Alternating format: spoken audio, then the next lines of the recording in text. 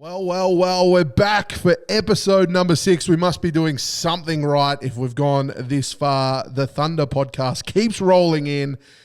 It's the Inside the Thunder Podcast. Now, I've been really looking forward to this episode because I think this is the coolest man that we have in Keilor. Not only is he a nice fella, he's also the most fashionable in my opinion as well. I hope you don't mind me saying that. None other than Ciro Barilla. Ciro, welcome. How you doing? Good to be here. Didn't think we'd be ever doing one of these in the change room too. So it's kind of cool. It's a great setup you got here. Very keen to hear some of the boys' ones. Sometimes it's all basketball and it's cool to delve a little deeper into their thinking on a few things because you only get so much time with them. You get the hour and a half, 2 hours, workouts during the day, but it's we don't really socialize with them as coaches. They go out, they're going to go do their things, but we're going to hang out together ourselves. So it'd be cool to get a little insight on some of them. We'll talk about that in a moment, actually, because I want to get into that that mindset. However, we have a first question for all of our guests. Yeah. And majority of our guests play basketball at the highest level. However, you're a coach, which is nothing wrong with that, but your greatest sporting achievement that's not basketball. Oh, man. I think it might be the first time I ever ran like above 10 kilometers.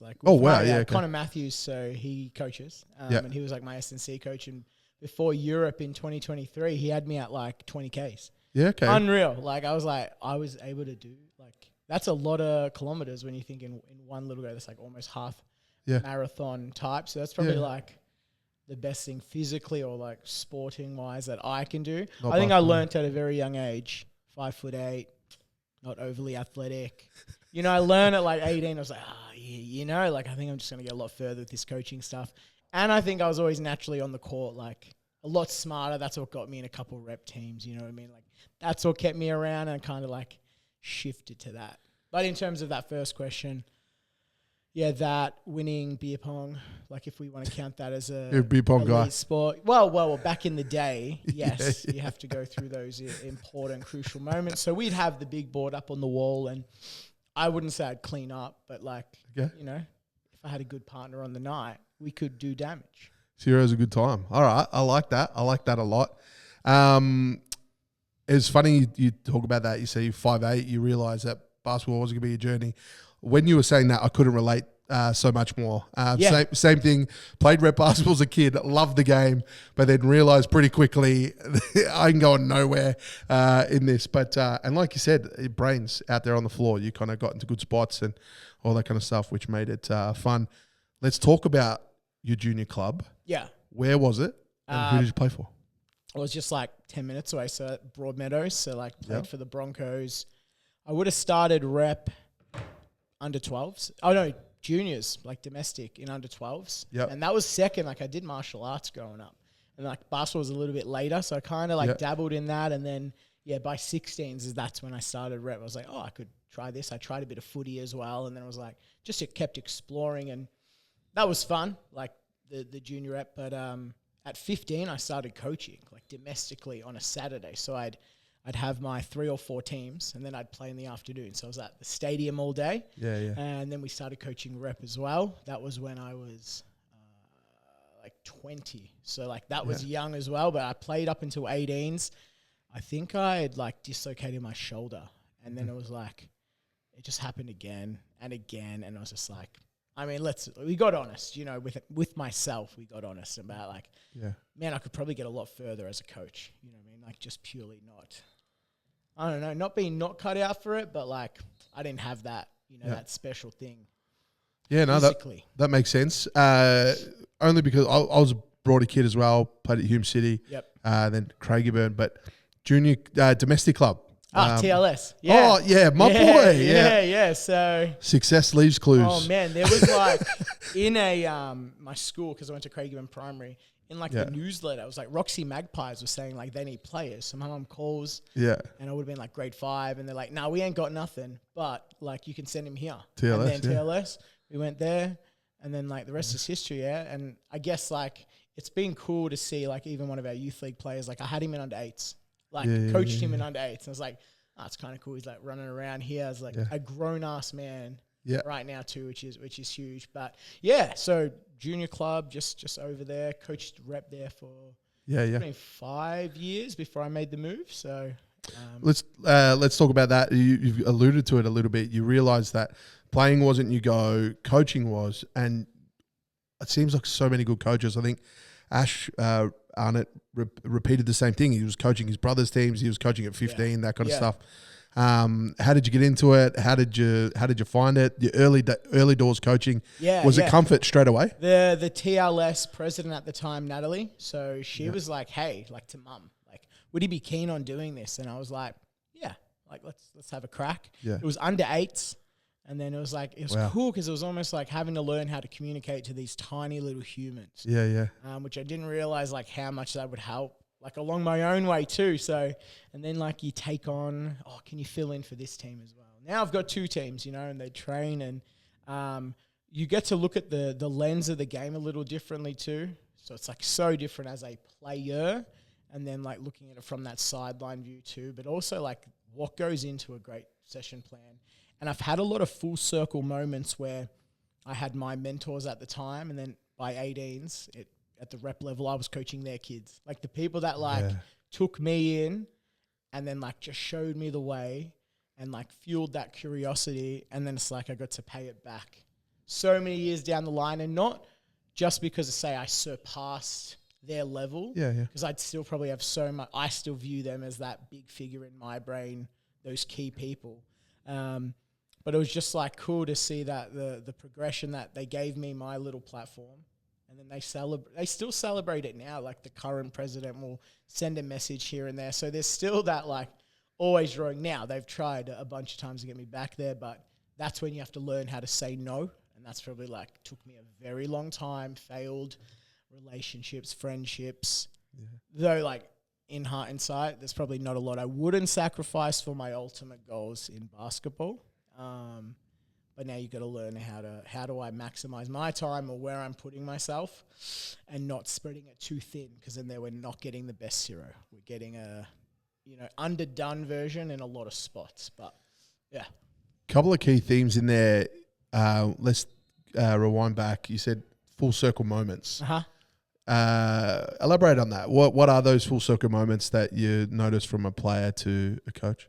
I think like maybe I didn't realize that until say like 20, 22, early 20s was like, why do I coach? Because then you started doing like a coaching course, and they're like, what's your philosophy?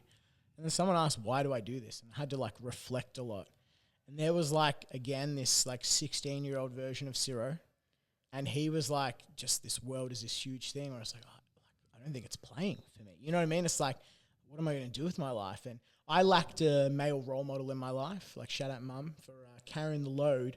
Though, like, I think that's why I started coaching. And the cool full circle moments, probably like my 16-year-old self would think I'm the coolest person in the world. Like, the things we've been able to do, so fortunate. Like, the people that I've met along the way, like, I owe it to them too.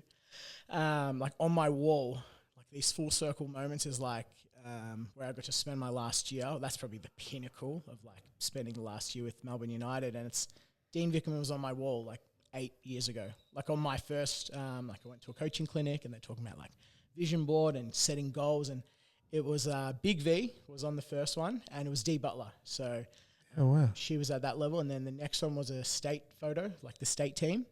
Cool thing on that was like Jack Fleming's in there, Dom Lonosio's in there, like people I call friend now. In that photo. The next one is the Oz team. So haven't worn green and gold yet, but like that's inevitable. Then it's Dean, and then it was Greg Popovich. So it's cool where it's like the full circle moment of like, damn, like I spent the last year learning and working with him, and he gave me so many cool opportunities in this last year. Full circle where it's like, damn, like that younger self would be so wrapped and probably wouldn't believe me. Like just wouldn't think that we could do all these cool things. That's a full circle one about me. You know what I mean? Like just me as an individual. And I think now I move with such a piece of like, if you take the game away from me, like tomorrow for any reason, it's just taken away from me. I'm like, I can live like pretty happy. like that I got to do some really cool things, you know, impact some lives. And now it transitions to there's that like 22-year-old Ciro almost, and we're really just like the reflection of like myself, that young coach. Now let's be that vessel for those up and comers that are just like so into this. And even my everyday life beyond that, I want to know like what gets you going like that. Like I love basketball, but like I'm not basketball. And that's something I had to transition away from. Where it's like my whole life was basketball every day, every night. I'd do it, go in the morning SDP, I'd go at night state training, and then NBL 1 or seniors. And I was like, but my identity was derived on basketball. Even last year, our 14s missed out on nationals because we finished third, and like tears. Before an NBL 1 game, I'm in tears, and Ash is checking in on me. Like, crazy, you know, and I was like, because I felt so like that was how success was. And then we had a lot of reflection on that. And then since then, we kind of derived of, well, what do I value, you know, as a coach? And does it reflect, like my values reflect on the court? And then from there, we've been able to release that where I'm like, no, I value basketball, but the same connection, this like the laughter, the joy, I value that in other aspects. The mastery, I value that in other aspects of my life too. Probably skipping ahead a little bit, but it's a bit on theme, talking about full circle moments and some of those moments where you've had mentors and people that you've worked with, and then you're coaching their kids. One of them, Daniel Foster. Obviously, you it's like my coached, brother. Obviously, you coached with his dad, right? Like you were an assistant, and then now you're coaching him. What's that like? It's again full circle, and even Daniel's fiance will. Like she giggles anytime she hears him say, "Hey, coach!" Like, just like it's such a funny moment. But yeah, I was with Maddie at Hume. He took me in. It would have been maybe the year D left. And like just like he let me do my thing. You know, I was good friends with his son, like Matt, and Matthew Jr. And then through that, it was like the connection to the family, like. Where like now I live the street behind. And like I'll go over there. The boys don't live there, but I'll go have coffee with them in the morning. Like I can chat to, you know, both mum and dad. It's like I'm almost brought in as the third son. Yeah. It's cool. Like like I went over to the States and got to watch him train, not play just because of how the holiday was. Yeah. He was gone for a hot minute. And it was almost like as he came back, you know what I mean? And he trained with us a bit, even when he was still at college, like just came back and came out for a run. And then it's been cool. Like it's this, I guess like I have that vested interest a little bit like when you see him at like this youngin, under 18s, aged kid at Broadmeadows, like super skinny and undersized. And he's like, came back like a grown man. And like, but yeah, like I'm all about it. Like as in like, I think it's, making sure it's never biased. Like I never want like to be, you almost go harder at this, like, you know what I mean? Because it's like, you don't want the other, but also it's like, you just know who they are. So it's like, no, he has big aspirations, big goals. Yeah. You want to make sure I don't know. I look at it. You've got an unrivaled connection. So if you do go harder, you know that he knows, and like you guys know each other, right? Yeah. So, and that's the thing too, where it's like, I think you can sometimes skip a few steps on like you do have to, like Ash will have a standard that we live by. And then like sometimes you have to learn how you can talk to each person though. I think it's important with coaching. You can have your big standard, which is super important. We don't strive away from that, but how you deliver a message to maybe 12 guys might need to be a little bit different. Yeah. The cool thing with him is like I can go straight to like the point, and it's cool when you get that because I'm like, damn, it just makes the whole like the job easier. And then there's like two-way communication as well. So it's cool, but I always just see him as like the little bro. You know what I mean? So Daniel's most recently had some success in a way. Obviously, picked up by the Phoenix initially as a DP, gets elevated pretty quickly. He gets some meaningful minutes in the NBL season. You've been there for his journey for much longer than that. His first game for Phoenix, like suits up. You see him walk out on the floor. What's that feel like? Oh, you're like a proud brother. You're just like, it almost gives you those tingles, you know what I mean? Where you're like, you know what it means to him as an individual. Yeah. You know what it means to the family. Man, it's not like I mean, I'll wear my heart. Some people say on the sleeve, like mine's just here, like it's out. So like, I ain't never afraid to cry. Like I'm never afraid to show my emotion too. But you're like, damn, it's the one that like makes your eyes water a little. You're like, yeah, like you go, yeah, you just give it your best hot crack. And I think it's worked out for him just with how he goes about it. And like when you want to get your ass down and guard, coaches love that. Like, they get around that. So to answer the question, you know, you're like, yeah. You know what I mean? It's a tear jerker. You get proud of the young man and you're like, this is what it's about. Like, these are those moments, like these cool things you get to witness. Yeah. Unreal. Because like, it is like such a small percent. It's funny, like even at like the state level, like you might get that 0.02% kid and like that, the top percentile of athlete, child actually, technically when they're not an adult yet, but you need to coach them all like they could be that top percent because you're like, you don't know what can happen. You know, you don't know, go have a great college career, stay committed. Like this is what people got to see. Like sometimes it's like, just have a body of work where you are like, I just show this is how good I am. Just undeniable. That's, I guess, how I approach life. Like, man, I ain't going to have that former pro or college career.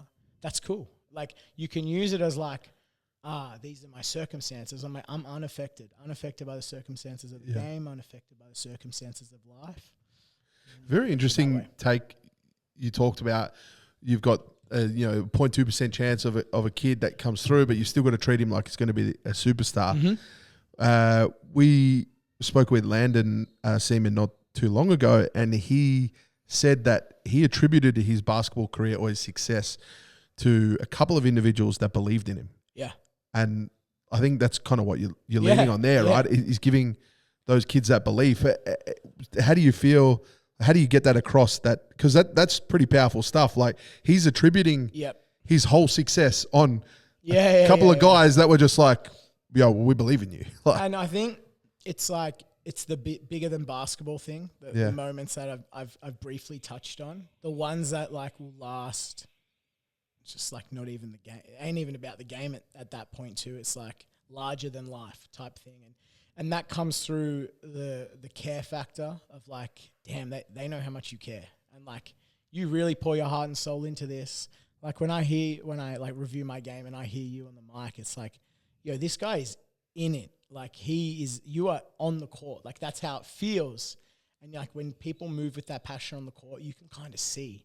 Like some of the best kids that I've coached aren't actually the ones that have gone on to do some crazy big things, but like they're a pleasure. They want to like those attributes that they have, that camaraderie, that like ability to be committed, show vulnerability too. And that's trust. So the relationship. Yeah. And then you don't sometimes like, and I look at it like I'm someone's cup of tea. I might be someone else's not cup of tea. I'm going to try bring really good energy all the time and like allow for like a young athlete to use their voice. And then when you listen and you take that on and like, that's the thing too, you got to find that person or that couple. And I have a couple. So there's a few people that are like, I will take what they say strongly, you know, and then everyone else is like, it's okay. You know, and that's where it's like, you might owe it all to a couple where it's like, damn, but you did the work. So again, we'll deflect and put it back onto that young athlete who stay committed, stay true to themselves. You mentioned earlier that when you first started to do your coaching courses and all that kind of stuff, people would ask you questions, what's your philosophy, what's those sorts of things. And I can imagine it's something that grows and evolves day on day, week on week, and those sorts of things. But that question as a coach is an interesting one. If you had to summarize it now and just listen to you speak, is it safe to say that your philosophy is people first? Like you're people driven, right? Mine is built on like my 3 core values, like as a human. And that's why like coaching is just an exploration of yourself. So like my number 1 now is like presence. Like where I am, you only ever have this moment. Like the current moment is the only moment you get to experience firsthand. Like I'm here with you. I'm not like on my phone. I'm not distracted somewhere else. Like I try and make eye contact, like those little details. Yeah. So when you're on the court, you're there. Like You are here, and that's what we try to create. Like, anytime you step on the court, this is your safe place now. Like, this is the spot, and that's where, like, so many young athletes, I think that's why the sport can do is you can feel like you can just be you here, and you get to explore that. And I think presence is so important. The second one's relentless. Like, whatever you do, go all in. So, like, for me, I got to be able to look myself in the mirror and be like, I gave it a shot. Like, quit my job last year, paying no rent, slash my salary by 80K. And it's like, oh yeah, and I'm going to start paying rent. It's like, you got to take some big swings and I'm going to figure it out. And then it's like, oh, this kind of works out. But same thing on the court, be relentless. Like, relentless in your pursuits. Like, each possession, like, you have to value these things. And then lastly, childlike. And that's like the joy, the curiosity I look at the world from, the care, like the empathy a child shows. Like, they're unscathed by society yet. And that's like how I embody all that into coaching. The cool thing about philosophy is I'm rewriting my one again because I like to have it, and it's so cool to read my last 4. And it's like there is that same care relationship factor appearing in each one. So I'm like, I love that. Like, I love that. Like, I look at like my younger version, like I'm like, man, you're adorable. You know what I mean? Like, that's so good that it's always been there. Yeah. And yeah, I just think it's so important. Like, yeah, we have such a valuable spot, or it's almost like a teacher. You're in a position of power. You know what I mean? It's like you can inspire, you can like push and like get them, put them in uncomfortable spots. So that's built on trust, where it's like, I now can do that, you know? And it's like so cool when they get to strive to these huge things. So much personal development and reflection has obviously gone into your life as a coach, and all these themes that you touch on. You mentioned a vision board. You talked us through your vision board. Yeah. You're starting to tick those things off. Yeah. And it seems like you were talking about your philosophy and those sorts of things. What are some other personal development stuff that you find really effective? Do you journal? Yeah, do I you can tell you these ones. I love this. In terms of my vision board, it's now very different now. I almost like... so you evolve it? Sip Drake. Like, I think every athlete should follow Sip Drake. It's like stay in process Drake. How he does it's almost like it's just... for me, it looks like a collage of my life, and like I'm trying to achieve that. And that's a visual reminder. Around that, we'll have other visuals that I would like. Before you get in, I want you to really dig into it, but where do you hang this? Oh, this one's above my computer, so like where I'll spend a lot of my time. Yeah. So in our study. My vision board from last year, like I'll have one each time. It's just now it's like 4 squares, and it's like large. So it's like almost... this much, like a meter wide. Big, yeah. But yeah, we're blowing it up. The last year one I had though was behind my door. Okay. In the old house I lived at, and it was so cool. It's like I said to my partner maybe 2 weeks ago, I'm like, damn, I ticked off like 80% of that. Like, unreal. And I put some really crazy things on there. So I like that. That works for me though. That vision, the visualizing it. What I do like daily, it's Julia Cameron. It's The Artist's Way. So that's her book. And she calls it like the artist's way. It's just, that's how I journal. So it's 3 pages, conscious thoughts. No, there's no structure. It's not, I am grateful for. It's pen out, book out. Just 3 pages. Now I say 3 pages. I have an A5 book. I'm not writing 3 of those big ass pages. Yeah. That's a lot of writing. But even then, sometimes if it's 2.5, like I'm not a stickler to that. Like I have, 1 page ain't enough. Like, come on, man, we got to dig a little deeper here. But it's like, and it's so cool because like I've written letters to myself. I've reflected on those. Sometimes I'm like just worried about a couple things. Yeah. So now it's like almost trying to get away from that of like, how do I regulate my own nervous system in the morning? And then I'll read. Like, and for now it's like I kind of are in the space of more of like present moment and almost being unaffected by, like ultimately in life, and this is like Michael Singer, his book, Living Untethered, you experience 3 things in life: the external world, your own thoughts, your own emotions. So like the moments like you're to your left and right, it happens no matter what. Someone cut you off in traffic. My one is like trying to rewire a bit how I was, where I was like reactive, where it's like, cool, that happened. Like, don't even give reason. It's not because he's in a rush. It's not, just cool. Like being unaffected by that. Now, like I feel like the basketball court's the best place I can do that, but you still have moments of like, cool, just gentle reminders as well. We ain't striving to be perfect. We're like just constantly making some progression. So I think that is the most important thing I do in the morning. Yeah. there's that visualization that I have there, but then also what's one like crazy ass thing I could do today? Like something that might be out of reach, or like today's one was, well, it's actually last night's one, message your G League coach. You know, and the cool thing is this morning is there's a reply. You know, it's like, what's the crazy thing I can do that could like, if I had to do one thing today, like what's that one thing? Because then you start to like, your belief system starts to change a bit where you're like, damn, like when you have this compounded work or this body of evidence, there is like, okay, like I can do this thing. Like I can hang with the big dogs. And I was like, oh, maybe this is where I need to focus on. And then understanding like, oh, I can address some time to this too. So those are probably the... And that circles back to rule number 2, be relentless, right? Yeah. Like, let's pivot for a sec. You touched on some of those themes. A part of the pod series is to get to know some people a little bit more intimately and those sorts of things.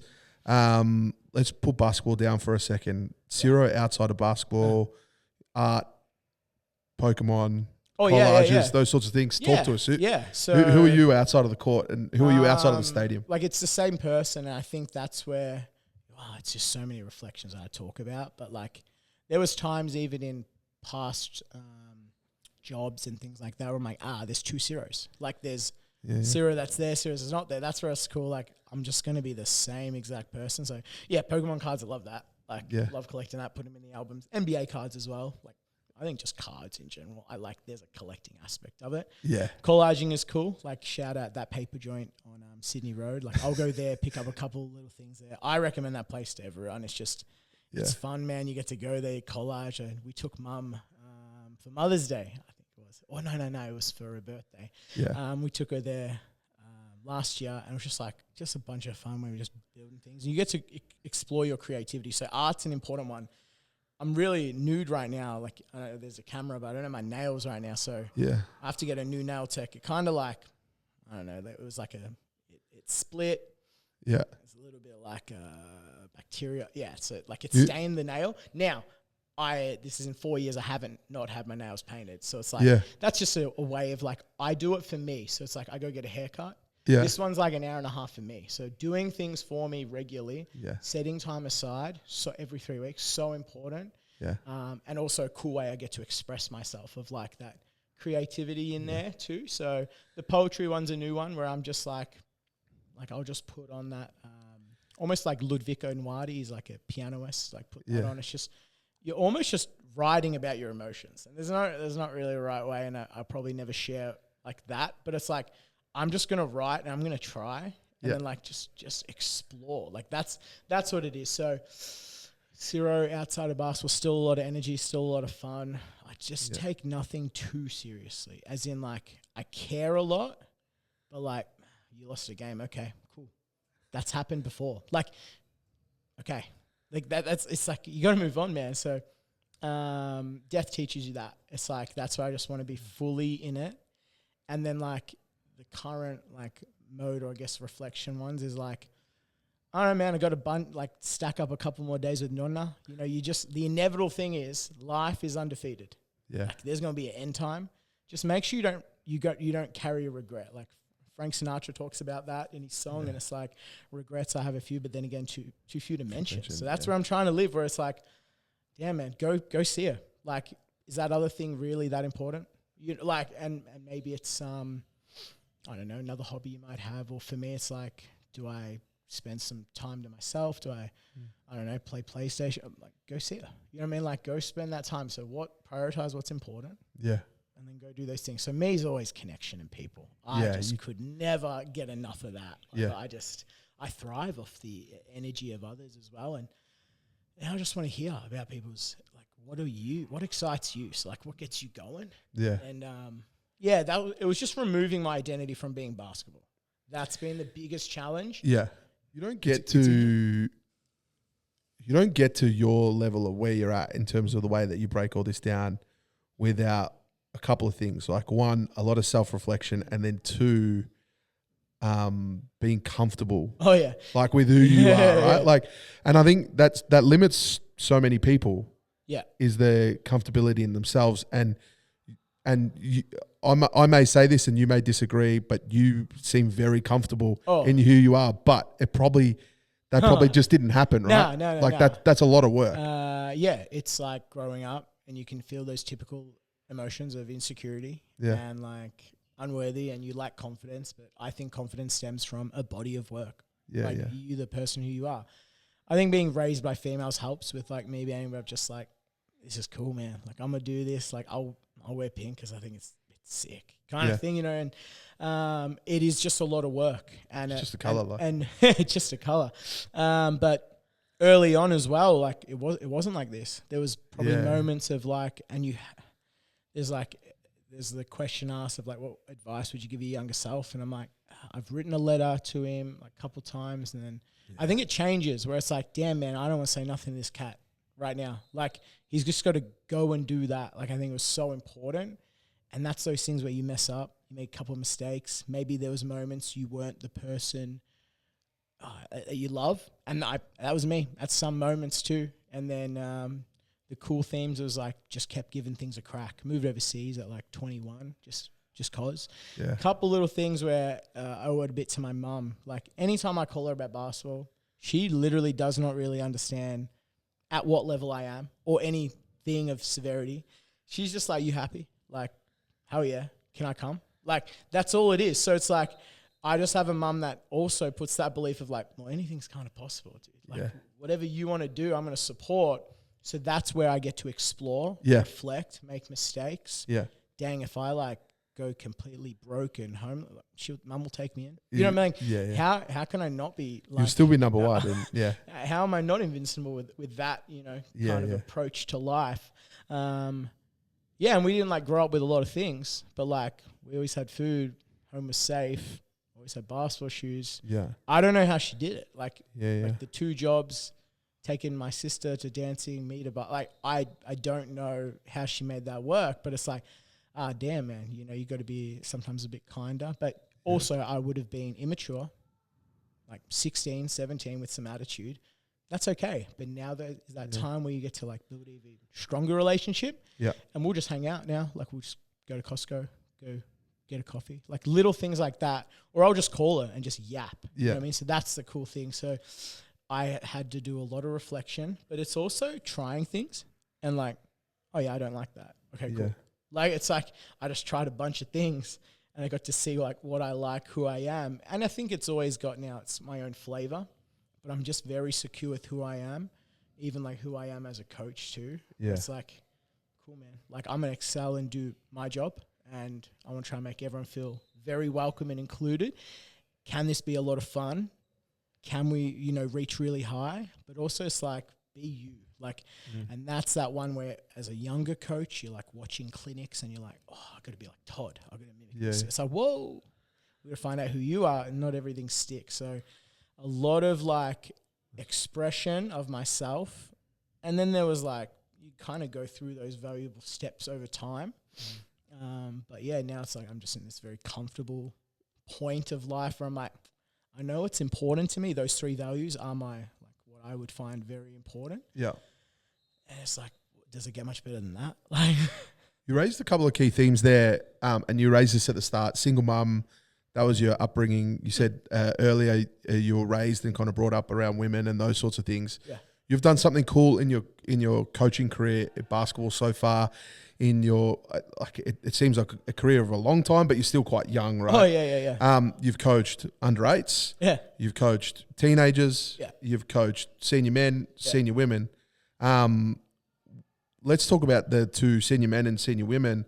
Not a lot of coaches, they tend to pigeonhole in one area. What's that experience been like, and what are the key differences between the two? Because even though we're all humans, but you're right. And there's the physical capabilities, and like athleticism is completely different too. And there's like beauties of both game, and I'm just a basketball purist. Like I just love the game. So there's like cool stuff over in like the women's program, like Townsville Fire do some like that's what I mean. You're talking about like the best. Man's like one of the best in Australia. Like you got to love that. And I hear stories of how some of his training sessions are, and you're like, cool, man. I just got to get to. I got to see that. You know, I'm going to meet this man inevitably. I think you just like, I just love the sport. So if it's good for the sport, I'm here for that. Yeah. And it's cool to get the perspective of both. And it's very similar. Like the actual like camaraderie of it too. You could argue like girls rely less on athleticism to get things done. Maybe men can mask that or hide a couple of things. So like, but then again, like, I don't know if that's not the correct answer. There's no correct answer. It's your observation, right? Yeah. So there's things the women's sides taught me and the men's sides taught me. And what are some of those things? So like, again, like observing D Butler, like elite human, and just like maybe like I was so young at that point where I was like, damn, like if I was at this point, you know what I mean? But I was like, cool, like the attention to detail it required of everything, how you go about your business, you know what I mean? And then we can take those same principles and you apply it on the other side of basketball too. There's so much excitement coming from both spaces too, where it's like, damn man, like, and now girls are over there getting paid too. It's not all about the money though, but it's like we've got young girls that get to sit in the crowd and they get to see someone that's stepped court on a WNBA court. Oh, and that's what was like the hard is like, you've got someone that you can see firsthand. Yeah. That's all it is sometimes. Like, and that's why I'm saying we're so blessed. And it's like, that's it. Like, can you see that transition or that pathway they've made? And it's like, so you're saying there's a chance. There's a chance. But that frustrates me the most, like when it like comes down to attendances. The women's game, especially in the NBL 1, is more heavily littered with top-level players than the men's side. So you've got, obviously, your top professionals, but there's way more representation. And I don't think the young girls or the young kids know who they have in their stadium on a Saturday afternoon. Or like a Saturday night or a Sunday afternoon, like players like Rochi and Bourne, like even just here. But then even the other clubs, like on the weekend, we had like Marina Whittle, like in the house and like dominating, like pulling up transition threes. It's just tough. Like, like elite. Like, and I don't think, and so sometimes I wonder, I'm like, yo, I don't think you guys know what we have in front of us for a $10 admission. Yeah. And you can sit feet away, and then at the end of the game, you can go dap them up. And say hi. Yeah, I mean, like, the thing is, it's like the growth is there. Yeah. The growth continues to be there. Maybe at one point a male-dominated industry, which isn't anymore. Yeah. But also I just think, like, if we're tracking in the right direction, keep like, having those you don't know what you don't know. So it's like, man, can we get and we have recently, we got the senior players down there on the juniors game. So maybe those things, maybe we get to some domestic games with the senior program too. Yeah. Again, more faces, I think is going to just inevitably help where it's like, we'll go. And I think the 6 p.m. time slot's so elite. Like, I wish we had 6 p.m. games more often. Get him in early. We're going to be done by 7:30. You're telling me I can still go and have a night? Like, I can socialize and not have dinner at 10 p.m.? Yeah. Unreal. So, hey, if we want to swap times a bit more often too, let's do that. I'm down for that. Let's talk about some of your achievements. I don't know if you're gonna enjoy this or you're not, but you have achieved some pretty special stuff. One of the achievements is you're under 14 guys. You're Keilor, first ever national champs for Keilor. What does that feel like? And take us through that season. Take us through that moment. Like, unpack that for us. Yeah. So it was up on the wall. Like the 4 things we aimed for. Yeah. The cool thing is like, we can zoom out and be like, damn, you had a really good year with really good players. Absolutely. You don't win it without talent. You know what I mean? But it was like the accumulation of like 8 years prior of like, that was like my 8th year at Friday Night Rep as well. So like all these like the body of work, and it's just like you get to now put it all into motion. So I get to observe so many great coaches, and it was like another chance to like roll out my plan and like my beliefs of the game. Let's look at it from a numbers perspective shortly, and then let's unpack all the emotion of it all. Yeah. But like to play championship in Victoria, it's like 200 kids, right? Say 20 teams, 10 each, top 200 kids. Yeah, top 10s. But then to win the national title, what are we talking about? How many kids are like striving for that in terms of the top kids you've got? Like that's an amazing achievement. You're dealing with like and that's that thing where at one point yeah. we weren't going to so we got National Junior Classic, we took that out. Yeah. BC, we took that out. Then there was like the 14s Nationals, which we missed out on because we finished third. It's like we look at it and you zoom out and it's like there's the 16 of the best teams in Victoria. Yeah. Not Victoria, this whole side of Australia. So we're talking New South Wales. Yeah. Talking all that. When you like reflect back, you're like, damn. Unreal bunch of young men. Roles were very clear, like what value they brought in. From 1 to 10, it probably wasn't the 10 best kids in the age group either. But there was like, I was so a big believer of like, what role are these kids going to play? Yeah. And I was like, my 10th man probably wasn't the best, but he's Mr. Reliable. And he turned it was a lot of thought that went into that too. And it was just because of like times of seeing it mess up in the years prior. Yeah. It was only my only ever VC team though too. Like that was the only time I've ever coached VC. So that one time, unreal bunch of kids. And then like just so many, it was like I cried in my speech throughout the whole year. I always draw it back to emotions in the car though. So like after that, VC title, after the Junior Classic, like the feeling was like, cool. Like this was, I already saw this. I already felt it. Like when I say visualization in the car, I'm already like crying. You know what I mean? Like I already felt every emotion I was going to feel. Yeah. My speech was written before the VC final. Like I already had it, you know, I put it out of my pocket and it was like, during it, I was like, I had to make sure I nailed some of these thank yous. But like, and for people listening, that's not a cocky thing. No. It was what works for me. That's your preparation. Like what I'm saying is like, you have to back up the work. So each session plan, like I can show you all 70 whatever out we had. Yeah, they flowed into one another. Like it wasn't alarm bells after one game. Like it flowed. There was a plan. It was like thoroughly thought out with like what we're trying to teach them, the value of that. Putting players, not just you're tall. It's like, nah, man, if you can't shoot, you can't play 16s. Man, all three of my kids like gone straight to state team, like as bottom ages, unreal. Like that's heaps better than any title. And it's like very talented young kids, but we weren't the best team at the start. And when as soon as I released on like wins and losses, and it's just like I am having so much fun. We played Clash Royale after practice. There was so much. I got to teach the game I love. They were like in awe of that. They just wanted to learn. And like making sure each aspect of training, like there was very firm and my tones will have to change. But there was like, it was derived from childlike energy the whole time. Yeah. Relentless and presence. Like, damn man, like it was almost sad towards the end because it was like, I don't have a lot of time left with him.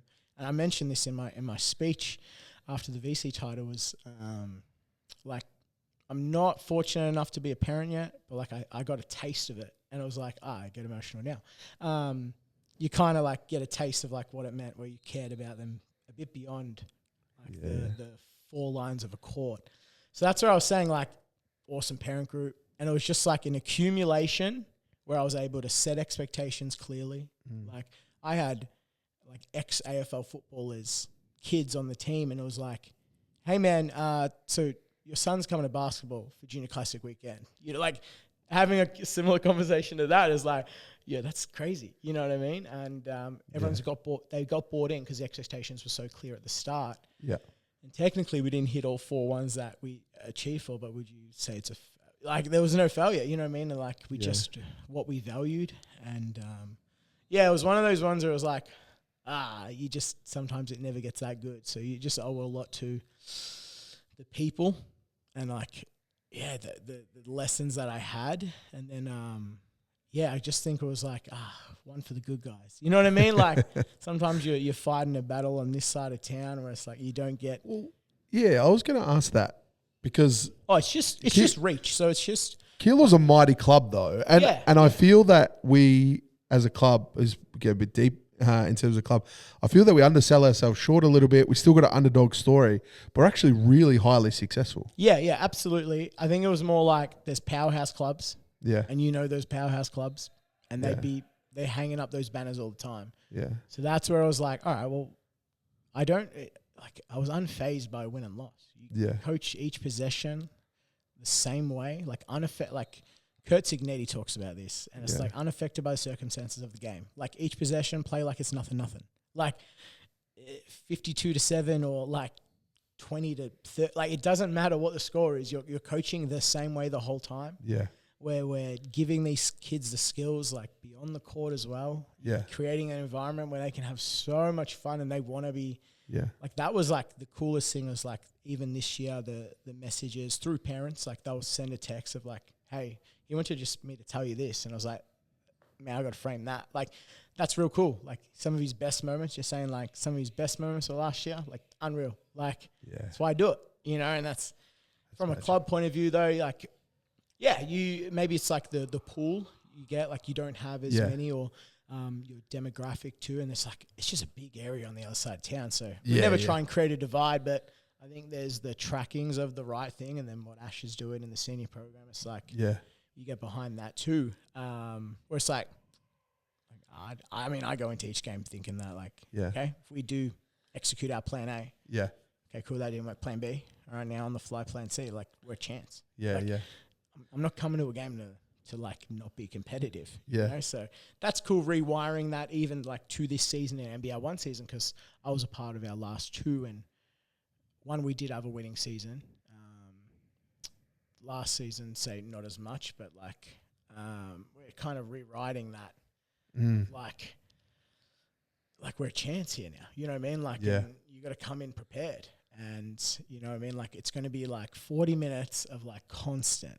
And it's just like cool because we just have an environment where we value certain things and we celebrate those things we value and we highlight those things regularly, and the standard's so high. But then like Ash, there's no like, I say it like metaphorically, but like I don't have a leash. Like I kind of get to go just be me, and it's really cool to do that where it's like I know the guideline of it, but it's like, nah, we can push things here and there, and he lets me be my best version.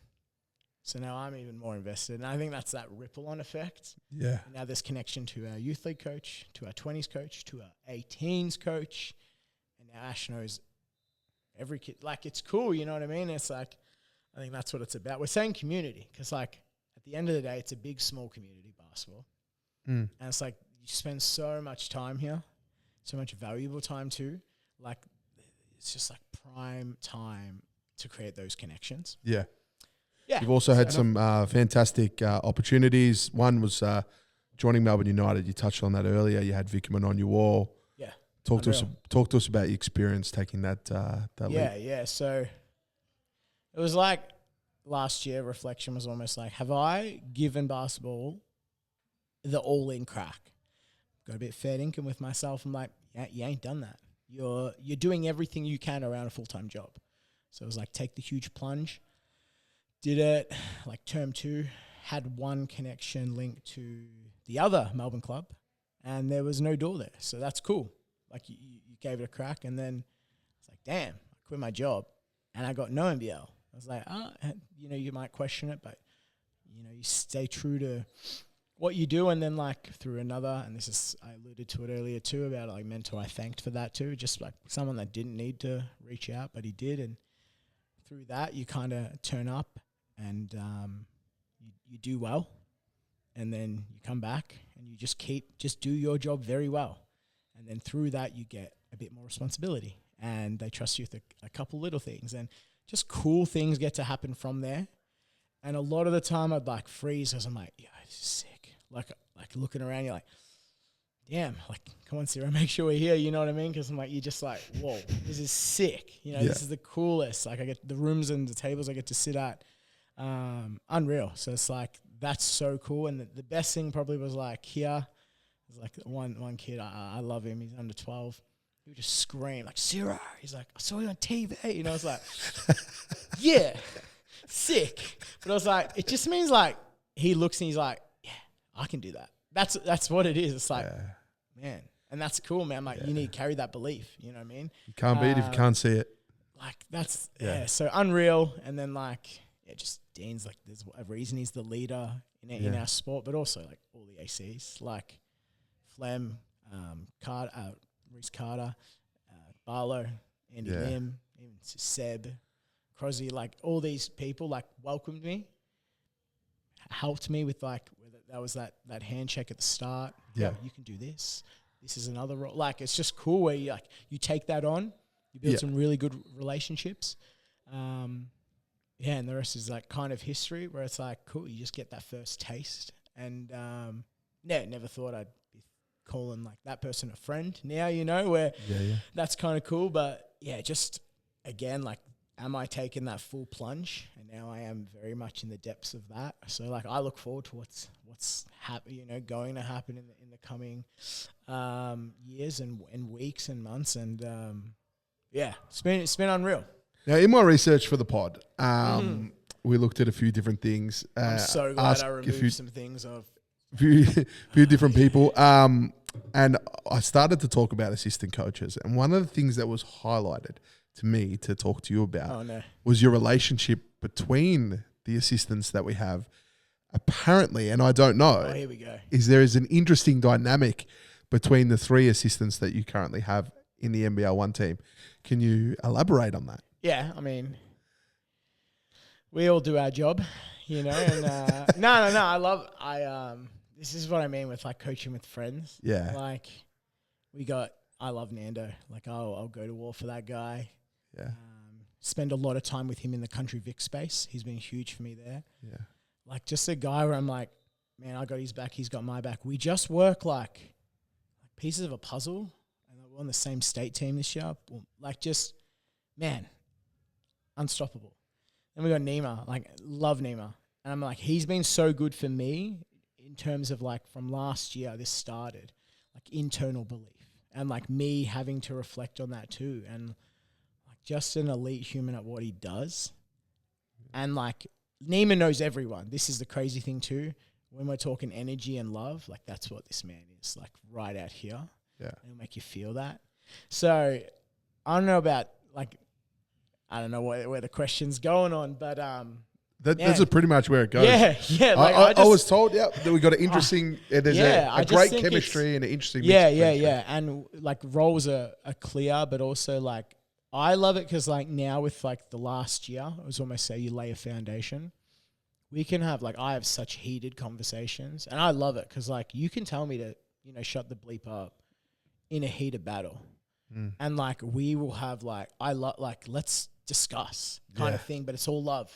And it's never like to harm what it's like. Let's roll, let's wrestle, let's get in the dirt. Yeah. And in moments like, and then it's like, hey man, you were right, man. Like, cool. Like, and that's great, man. Move on there. Like, so we have a lot of fun, and that's where I'm like, these are those ones where you got to cherish this because it's like, damn, I've been on staffs, and sometimes maybe it's like different personalities and whatnot, and it's like, man, when you get to have one like this, you're like, you got to hold on to that, and it's like, damn, you know what I mean? Like, don't want it to end, where it's like, I just find it, one of the best I've been on, and like those moments, like my 14s, it's like it just falls into place so well sometimes, and so unreal. Ciro, I think that we need to get you back for a part 2. We have absolutely smashed it. I seriously feel that I could knuckle in here and speak for another 2 hours. You've got a beautiful mind. You're very people focused, and as I said earlier, a lot of work has been put in self-reflection, self-improvement to get to the point to where you're at. And then it's funny because you listen to like some of the best head coaches that like Phil Jackson and those sorts of guys and Popovich, and they're very esoteric people to the normal person. Mm-hmm. And you listen to them talk and so forth, and you can really see that you've got that thinking. Like, it's just like you guys are like similar, right? Like you're not that person, but that you're thinking about the world. Like people are like in the box. There's out of the box thinking, but you're in another universe in terms of in a good way. Yeah, that you're thinking so esoterically. Yeah. And you're looking at the world from so many different angles, and considering all possibilities at the same time, making it simple, because the key to coaching, can you make a 5-year-old understand it? Is getting across a simple message, right? Yeah. Absolutely. Ciro, we have a segment of the podcast, which is one of my favorites. It is the golden envelope, I'm calling it. First time I've called it that. It's where the previous guest writes a question for yourself. Cool. Now, Tana Copa was our previous guest. It's my dog. His question for you is, what is your favorite tattoo? Funny guy. And what is next? Yeah, cool. It probably is 1996 to question mark.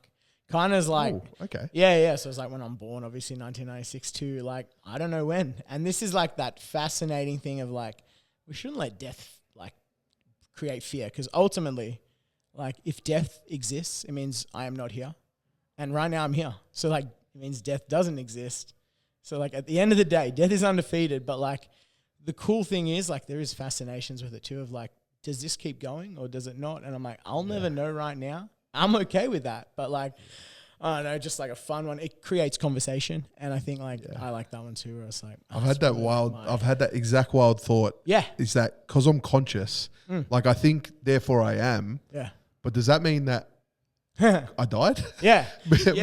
Maybe I didn't. There's some answers where like, we just won't know yet. But I'm like, for now, I'm like, I'm going to live my life to the fullest. Here, where if you were to like, unfortunately, that is the inevitables of life. Yeah. Take the game away from me, life gets taken away. Like that's why I'm such a big believer in like, don't like leave things unsaid. Like, when was the last time you told your mum you love her? You know what I mean? Like those tiny things, like go and do that thing. Like just, that's what death is the teacher of. But what's next? Probably like back to piece, large one. Yeah. Okay. I think I've just been putting it off because like, it's going to suck. And like my pain threshold is now gone, where I'm like, I used to sit for 6 hours and now I'm like, oh hell no, man. Like that stuff hurts. So what number are you up to? How many? I mean, like I can't count. Like arm sleeve, this leg's filled, this arm's like just about filled. So I there's no count, but definitely back to we may as well use the whole canvas. So we'll make that an artsy piece. So that's what's next. Back piece. I like it. Yeah. All right. Well, Ciro, as we said, there is definitely going to be a part 2. And even if it's not the Keilor Thunder podcast, it's going to be me having a chat to you I love it. in the future, mate, because I certainly enjoyed that chat. It was one of a great journey of personal belief, self-reflection, and working on yourself. And the coolest thing is that you are comfortable in who you are. And absolutely. I'm sure you might battle that demon in your own time, but the presence that you give out is a special one, mate. What a special episode that was. Thank you so much for tuning in. Remember to like, subscribe, give us a rating, all that kind of good stuff. But once again, Ciro, thank you very much. Thank you. Thanks for having me. Really appreciate that.